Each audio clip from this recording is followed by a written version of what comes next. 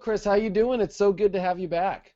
Oh, fantastic, David. It has been a very odd journey as Jerry Garcia. What a long, strange trip it's been.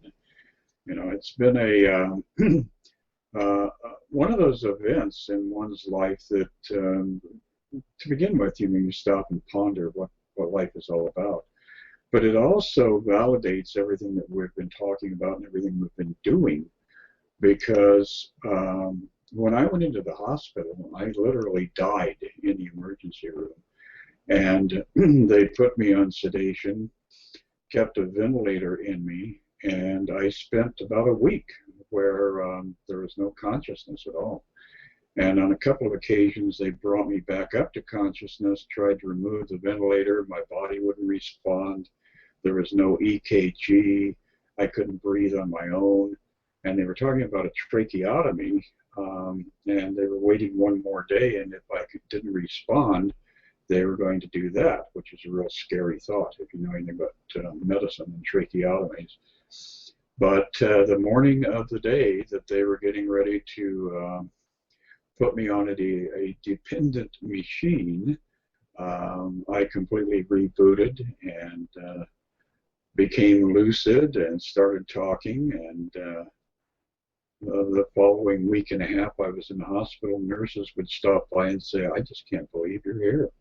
Oh, wow. So it was a wild ride. It absolutely was. And for those who have heard that it was a heart attack, that was not in fact the case. Because I keep a lot of love in my heart. I don't see my heart ever attacking me. I think when I do transition, it'll probably be just, a flat line, but not a heart attack, because I had pneumonia, and I didn't realize I had pneumonia until 20 minutes before I stopped breathing. I mean, it was insane. I had no symptoms, no nothing.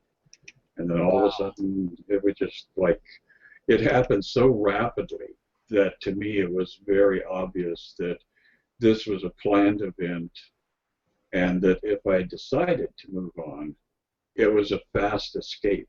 So I would have just left the body would have been gone, and that would have been, the end of one incarnation.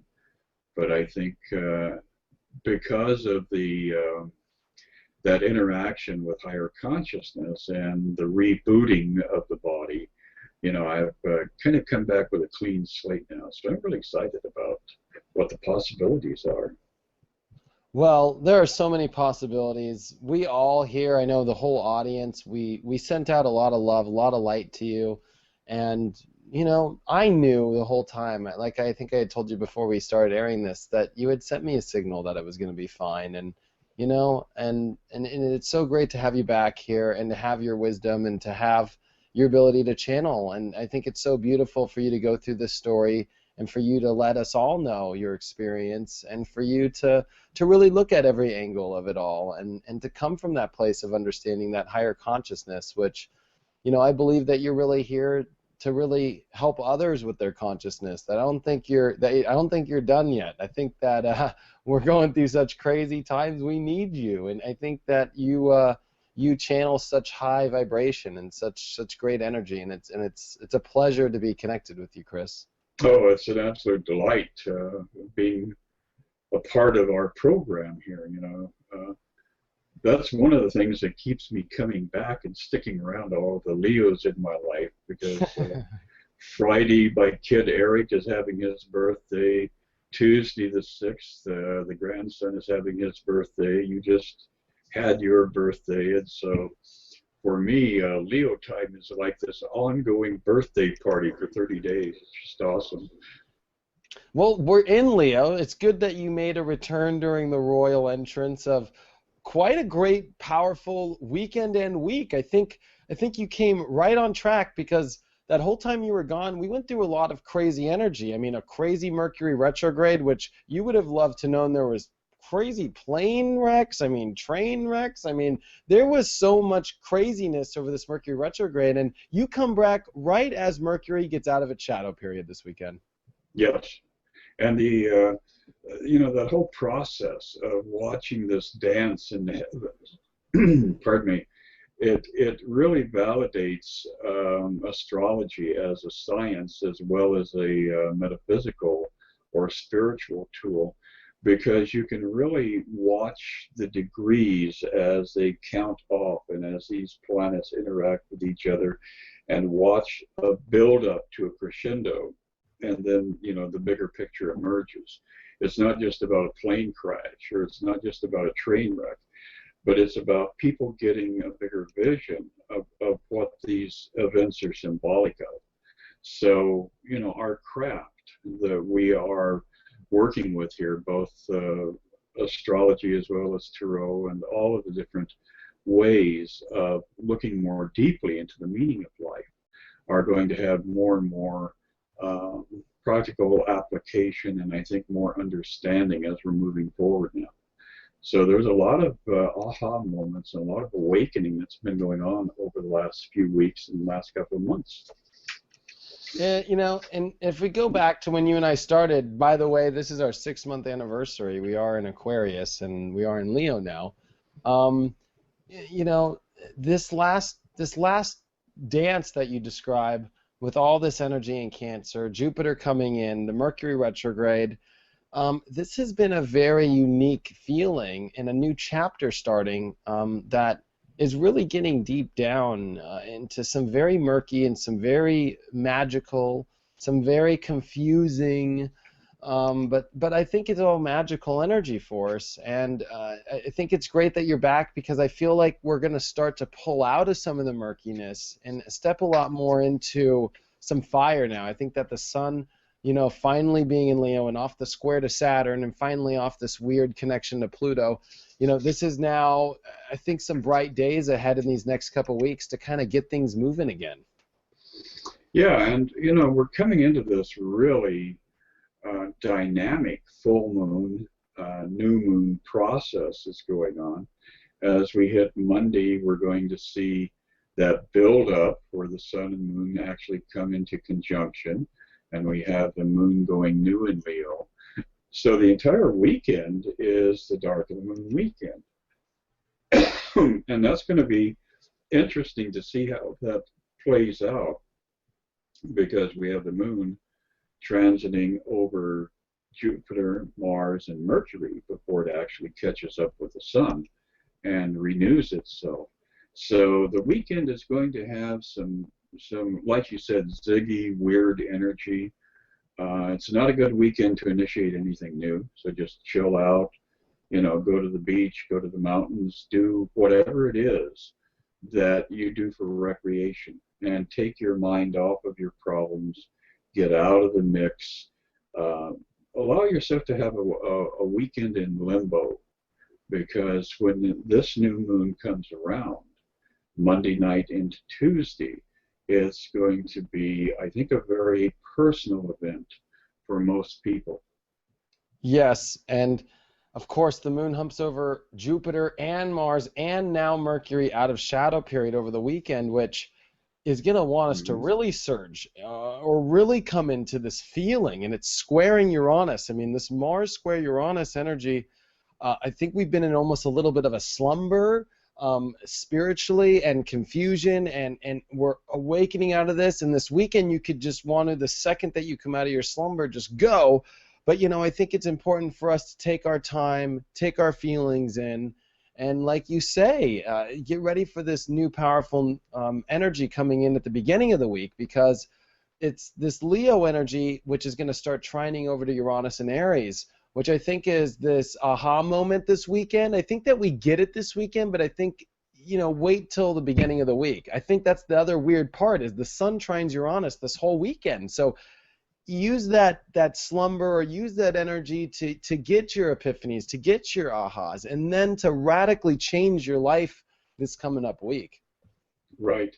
And this is a real good week or weekend to look at alternative experiences, things you've always wondered about, but you didn't pursue, you didn't get out there and do them. Uranus loves to support that kind of activity. So, if you've always wondered what's on the other side of the wall over there, it's time to get the ladder out and climb up and take a look. You know, it's I love that. voyeurism does have its useful moments, and this would be the weekend for you to perhaps be a little bit of a dilettante and try doing things that you normally don't do. Try doing things that you've been curious about but afraid to actually take that step, because with the Uranian energy, the trine to the Sun, that trine to Mars and Jupiter, it's gonna carry you into new regions. It's going to expand your ability to experience compassion, expand your ability to integrate new thoughts into your life, and give you a kind of a springboard into a different vision of, gee, I wonder what if. So those kind of events can be life altering, even though it is happening during that dark of the moon phase. It's giving you a good way to go to regions of experience that you normally don't have, and give yourself permission to put your foot in the water and see if it's hot or cold, or if it's just comfortable.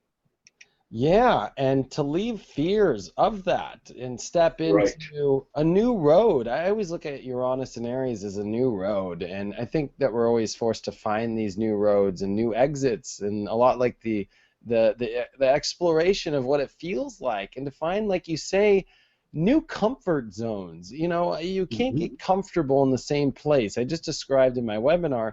We also have Jupiter opposing Pluto now, and you've got the biggest planet opposing the smallest planet.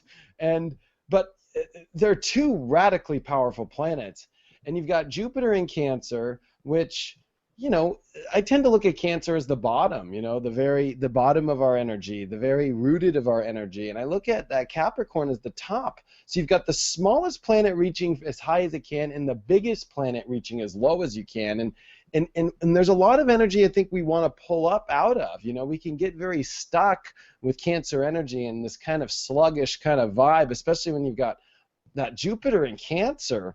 And I think that you can't get comfortable on the floor yet until you reach up to the cupboard and bring down the cookies, or reach up into your life to some achievements that you need to feel worthy of this powerful energy that you want to feel in your life. And it's this Sun in Leo that wants to have fun, that wants to shine, and it's just left a square with Saturn. And you know, there's some reality checks in our life in order to have this fun, and I think a lot of it is reaching higher in your life, setting some new roads and some new paths and some new goals you've never set out on before, and seeing what it would be like to achieve those. Absolutely, yeah. And at the same time, on Friday, we're going to have Mars separating in this angle, and the trine to the tail of the dragon, the south node. Mm-hmm.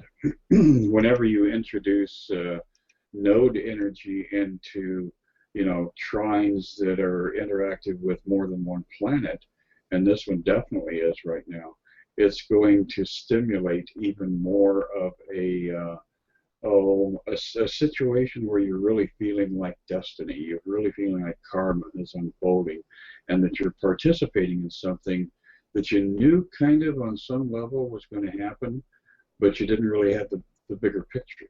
So it can be a very eventful weekend for a lot of people, and of course your willingness to enter into these new realms is what is the determining factor.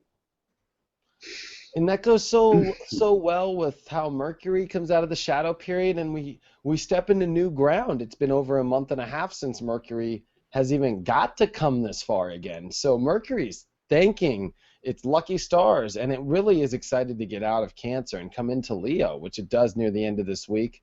And we are moving through another change again, and this one I think is kind of needed. I think we've been kind of stuck in this energy source that feels like you might not ever get out of it, but you're about to. And you know, it's exciting, like you bring up the destiny. I mean, like you say, the nodes. I think it's interesting that the Sun is squaring the nodes this weekend, and I think that you're so right with this action to a destined moment that you feel like you can't understand, but you've known. It's funny, I've been telling this in my horoscopes, and it's exactly the way I've been putting it. But you know that if you make this move, it's right. It's for your heart.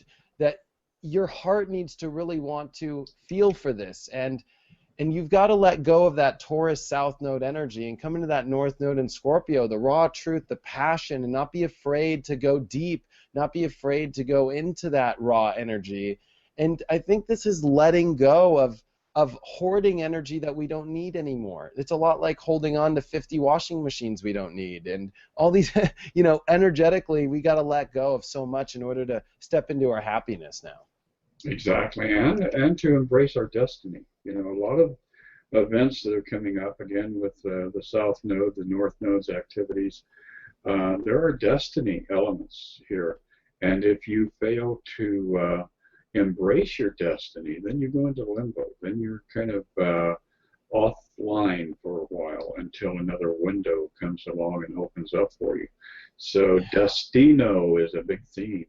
But the other thing with this is the tail of the dragon, the South Node, is going to be sitting there in this extended trine to Chiron. And my hospitalization, my experience was very much all about Chiron. And one of the things that all of us in the spiritual metaphysical community have to really do is to practice what we preach.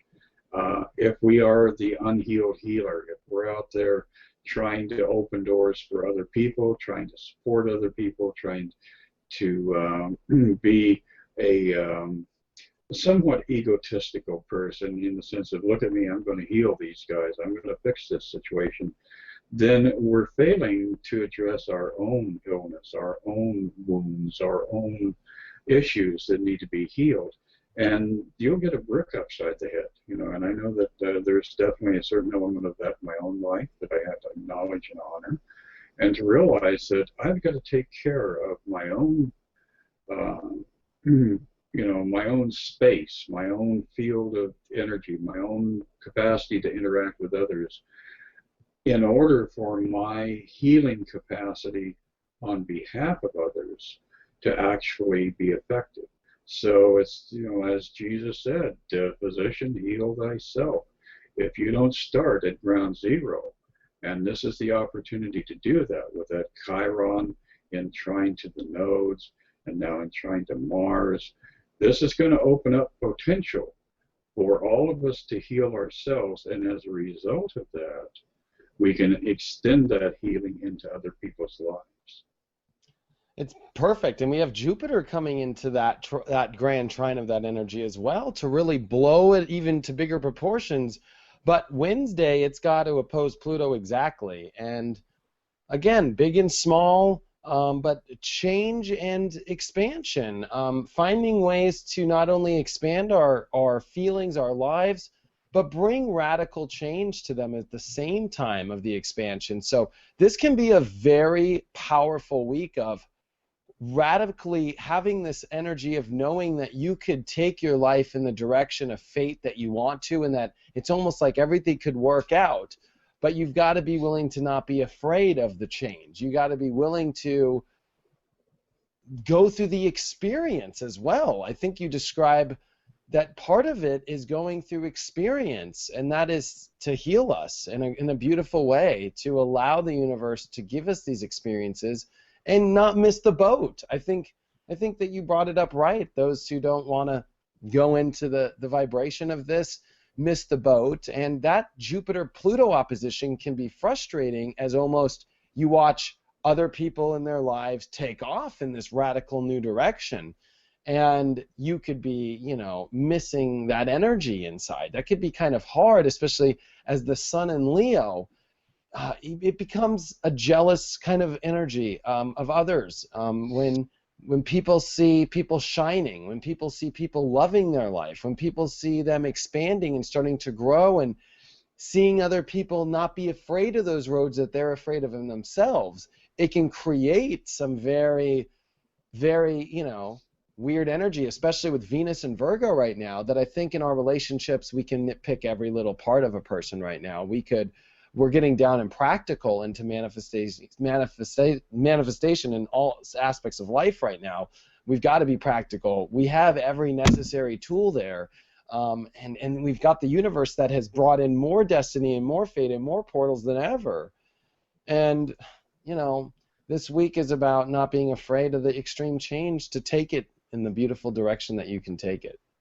Well, and I think that we're going to definitely see an enhancement of the theme of change going on in America's uh, collective consciousness too, because this is really impacting the chart for the United States. And we're looking at a period here when we've got a lot of states are opening up for gay marriage, a lot of states are opening up for marijuana use. I mean, these were themes that 5 years ago, 8 years ago, were completely so far off the table that you would never imagine that we've arrived at that point where these changes are being enacted. And I think this particular configuration has been pulling these opportunities into our lives for us to accept other people, to accept other lifestyles, to accept other habits, other inclinations. So yeah, I think that it is going to have a lot of effect on us personally, but it's also going to have a profound effect on us nationally, and that is going to have an effect on the world. You know, the Yes. rest of the planet is going to be looking at America saying, gee, they're starting to finally get it there. And I think that there will be more of a positive, supportive vision of who Americans are as we continue to evolve forward. It's interesting you bring that up. Today was the best day in the stock market in years, and the Mm-hmm. Nasdaq reached its highest peak since like 2000 today. Mm-hmm. This was and we're recording this actually the night before we come into this on Friday. So I think you're very right in this new energy source coming in, especially in America. This new energy source collectively, we really have now pushed this new age into a new spot, and we have left so much of those old energy forces and those old karmic lessons, and we're all at a new chapter now. That this new chapter is very different than what we just went through for the last year and a couple months. Mm-hmm. And this one kind of gets, I think that you're right. We get pushed off in this new direction. This one, because Jupiter and Gemini, we thought we understood every spot. It's almost like we just thought we knew. Jupiter in Cancer is like that feeling when you wake up in the morning and you're like, what time is it? You know, you're having to feel it out. Yes, it's bringing it home, right? Yeah, yeah. It's not the same vibe at all. And Well, and yeah, and it goes into the realm of the moon. You know, we all have the moon within us, and the mhm, tides are flowing, and you know, we're having high cycles and low cycles. And Jupiter in Cancer is going to kind of add the that essence of steroids to the whole process. So, you know, your emotions will be on steroids, and if you look at where these planets are active in your personal chart, that will give you even more insight as to what the opportunities are and what the things are that you need to stop and look more seriously at. yes. And how exciting, we have Mercury come into Leo as we kind of round up the week here, coming into Thursday. As the moon comes into Virgo and leaves Leo, we got Mercury coming into Leo. So it's like everything that happened, I don't know if you were paying attention to this, we had Venus go through Leo, and then the second Venus left Leo, we had the sun come into Leo. Then the sun came into Leo. Now the moon leaves Leo, and Mercury comes right in after it. It's just like Mm-hmm. the Leo energy is very lucky, as even if one's out, there's one following the next. So I think our hearts are in a good place. And I think that's important for us to start to know what we love again, especially because we are waking up in these slumbers and these weird feelings and this moon energy you described earlier. I think it's important when you always know what your heart wants. It's easy. It's easy to figure things out in that energy. It's easy to understand where to go. It's just follow your happiness, follow what you really want in your life. And this is the first week that the sun in Leo gets to do everything with not only a nice trine to Uranus, but no other energy force is really messing with the sun. The sun gets the freedom this week to really roar in our lives. And I think we feel that with a new moon even on top of it. This will be a week you were waiting for. Absolutely. And in the process of all this, interestingly enough, as we go toward Friday of next week, we've got the moon that's going to be conjuncting Venus in Virgo. And how romantic is that? So next weekend, next Thursday, Friday, Saturday, there's a good chance that if you've been looking for somebody special to show up in your life, that could very well happen, because the moon Venus conjunction brings a heightened sense of awareness of people around you. And Yes. you'll find that simpatico, you find that natural ease of opening up and saying, hey, I think you're gorgeous. What are you doing this evening? Want to go out for dinner? You know, that sort of thing. And it's sextile Mars, so it's Yes, like, absolutely. and this is so funny that you bring this up, because Mars is in its fall in Cancer, but Venus is in its fall in Virgo. So Mars and Venus are in the two spots that are pretty much not their favorites to be in, but I think that they work with each other in weird ways. Of Venus doesn't like to be in Virgo because it nitpicks itself to bits, and it wears practical clothing, and it doesn't really go flashy. Mars doesn't like to be in Cancer because it's very emotional, and it's not very strong, and it's not very masculine. And so this could bring for a unique kind of relationship, that of energy you couldn't have had in any other time period. It could bring a very unique individual, and it could put you in a way that you've never expressed yourself in a relationship before. So I think that you're right, you could say gorgeous to a person you never thought you would, and you could connect with a person you never thought you would or felt that you could, and really meet in this very unique setting that does not happen all the time. Yeah, and it gets you past vulnerability issues. It gets you past fears of, oh, I would never be able to approach somebody like this. Mm-hmm. So, there's going to be people out there running around who are going to be feeling kind of juiced up on possibilities and potential. And, keep the door open. Allow some new faces to show up from today, Friday, clear through until Sunday of the following week, because we've got some really loving and supportive energy coming through for developing relationships, for healing relationships, and more importantly, with the Chiron factor, for healing yourself. Yes. Well, Yeah. let's take a look at a card or two here. Yeah, let's do this. Okay, so for Friday, look at what we're trying to do here. We are trying to balance things out on Friday. So Two of Pentacles. And this guy, he's on a kind of a precarious situation here. He's on the tightrope. So really, as we move into this weekend, the moon is starting to move in that direction of darkening. And, what little light there is left coming from the moon is being edged out as it goes into that period of losing its power, losing its potence as it connects with the sun.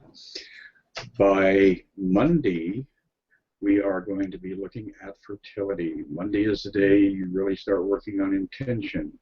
Monday is the day you start planting seeds for new growth, new cycle. And as we hit Tuesday morning, you want to get out there and really, put a lot of energy into your projects, into the things that interest you. And the rest of next week, the Queen of Cups, we have got all this vulnerability stuff going on. This is the opportunity for you to become transparent and to profess your love for those around you. So all of this expansive Jupiter, Uranus, Venus energy is going to be just like a flower continuing to open over this next entire week. And you really want to put a lot of emphasis on that idea of keeping the heart open, keeping yourself in a state of receptivity, because you can really have some exciting things arrive in your life. This is building, because I just, looking ahead in August, there's a lot going to happen this month, and this is a nice week of a lot of, and I'm just going to be real, a lot of opportunity and free energy to kind of kind of have fun, and go have that fun. Go make the best of this week. Go do the things that you want to do in your life, and go for it. Jupiter opposing Pluto this week is probably the biggest of everything. This only happens once every 12 years. So this gives you the ability to really powerfully transform your life into some new journeys and new directions and new feelings, and for you to find that achievement. And the achievement is in you going for it, expanding your life. Don't limit yourself. Please. That's, I think, the lesson of the week, is to frolic and have fun out on the prairie, but not to moan and dope it yourself, in the corner. Well, yeah, and to really look at your fears and ask yourself in truth, are these built on realistic conditions, or am I just allowing that part of my mind to get, totally psycho and out of control? Yeah. And, it's so good to have you back, Chris. Thank you so much for being back, and it's an honor to have you back. So it's been great doing these with you, David. We've developed a really amazing chemistry here, and I think as we advance forward now, we're going to see more and more opportunity to bring healing, enlightened thoughts to everybody who's hanging out with us. So it is a delight to be back with you in the studio, and I'm looking forward to the future. Me too, Chris. Thank you so much, and I can't wait to see you next week. Sounds great. Have a great week. Bye. Bye.